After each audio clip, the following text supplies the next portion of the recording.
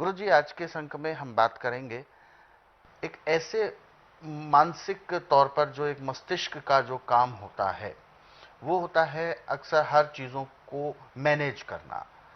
क्या हमें चलना है, कैसे हमें बैठना है, कहाँ क्या चीज सही है क्या गलत है, ये दिमाग सोचता है और वही करवाता है पूरे शरीर से। ऐसे में जब दिमाग ही कमजोर हो जाए, याददाश्त गुम होने लगे, यानी याददाश्त धीरे धीरे कम होने लगे, व्यक्ति को याद ही नहीं, अपना खुद का मोबाइल नंबर, अपना खुद का मकान नंबर तक भूल जाना, ये कैसी बीमारी होती है? देखिए, जब हम खान पान में लापरवाही करते हैं, जिन चीज़ों से शरीर को जवान रखना, वो चीज़ें हम प्रयोग में नहीं लाते।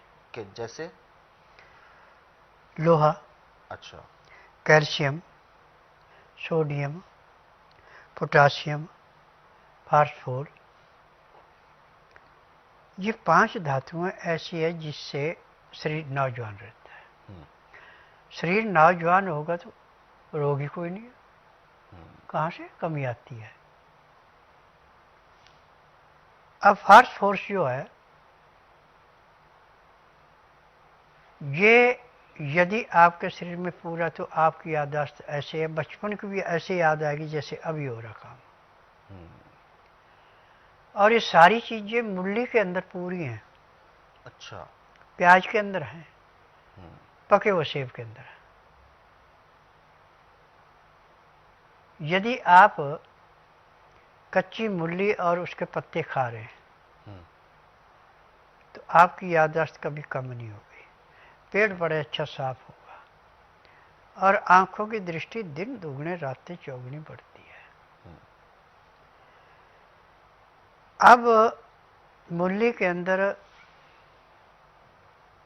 सब चीजें मौजूद हैं और यही कच्चे प्याज में है, परंतु मूली से कम है। मूली से सेब में है, सेब में फास्फोरस सबसे ज़्यादा है और फास्फोरस की कमी से ही याददाश्त जाती है। अच्छा, जब ये सब चीज़ें होंगी तो फास्फोरस की कमी नहीं आएगी। जब इनमें कोई कमी हो जाएगी तो फास्फोरस में कमी आ जाती है, फिर याददाश्त चली जाती है। अभी आपने आंखों में चश्मा लगा रखा है, परंतु आपकी याददाश्त चली गई, आप पूरे परिवार को तंग कर दे, मेरे चश्मा कहाँ गया। बिल्कुल। ये बहुत भूलने की बीमारी है। भूलने की। ये फास्फोरस की कमी से, कैल्शियम की कमी से, सोडियम की कमी से, पोटासियम की कमी से और फास्फोरस की कमी से होती है। अब ये सारी चीज़ें मूली और मूली के पत्तों के अंदर तो ऐसे भरी हुई हैं जैसे समझो किसी चीज़ को दबा दबा के भरा जाता है। और मूली का नाम निर्घाटु के अंदर ठोस क्रीम रोल लिखा है। अच्छा, क्रीम रोल जो बनाया जाता है उसमें अंदर क्रीम भरी जाती है। बिल्कुल। और खाने में तो बड़ा स्वादिष्ट लगता है, परंतु उसके नुकसान हैं। अच्छा, और मूली जो ठोस क्रीम रोल है, इससे लाभ ही लाभ है, नुकसान कोई नहीं। और मूली फ्रिज भी है और मूली हीटर भी है। बीमारी के अनुसार इसके लेने के तरीके अलग अलग हैं। बस इतनी बात है।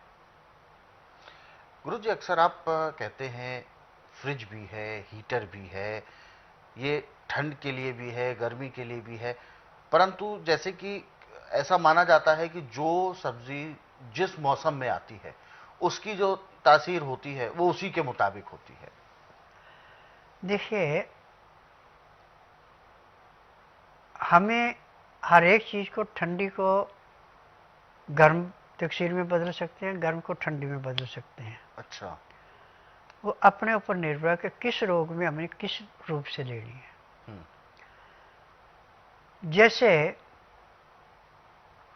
किसी को डॉक्टर ने लास्ट स्टेज की टीबी डिक्लेयर कर दी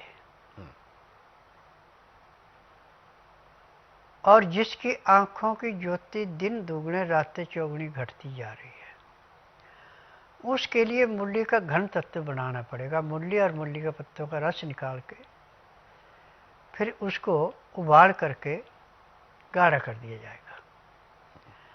अब उसमें से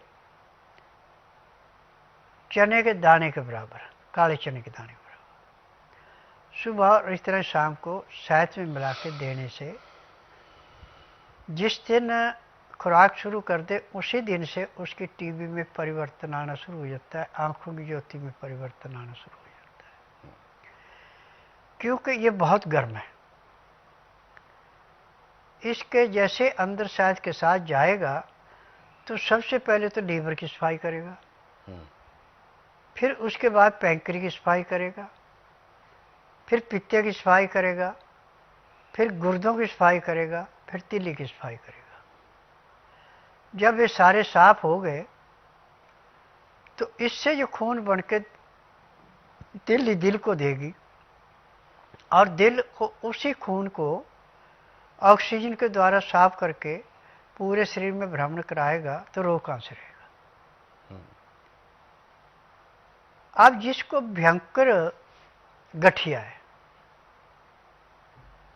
जो अपने हाथ से खा पी नहीं सकता, यदि हम उसको 3 टाइम मूली का घन तत्व देते हैं, 10-10 ग्राम 30 ग्राम शहद देते हैं, तो 3 दिन में अपने हाथ से खाना खाना शुरू कर देता है। और जिसको भूख नहीं लगती, जिसको बार बार पीलिया हो रहा है, उसको सुबह खाली पेट 25 से 30 ग्राम मूली और मूली के पत्तों का रस हल्का गर्म करके शहद मिला के पीने को दे, फिर उसके 2 घंटे बाद फिर दे, 2 घंटे बाद फिर दे, तो 4 खुराक के लेने के बाद वो रोटी मांगना शुरू कर देता है। अच्छा, भूख भी तुरंत लगने लगती है। इसी करके मूली को जो है बड़ी संयम से लेना पड़ता है। यदि ज़्यादा किसी ने इसका प्रयोग कर लिया तो भस्मासुर बन गए। जितना मर्जी खा लो, पेट ही नहीं भरेगा। पेट ही नहीं भरेगा।